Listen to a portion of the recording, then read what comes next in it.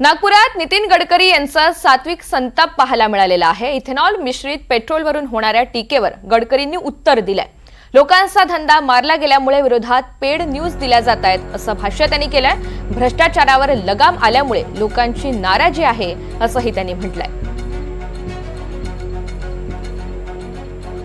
नागपुरात एका कार्यक्रमात बोलत असताना नितीन गडकरींनी हा संताप व्यक्त केलाय। धानाच्या कणीपासून मक्यापासून शुगर केन ज्यूस पासून मोलासेस पासून तयार होणाऱ्या इथेनॉलवर 100% चालते।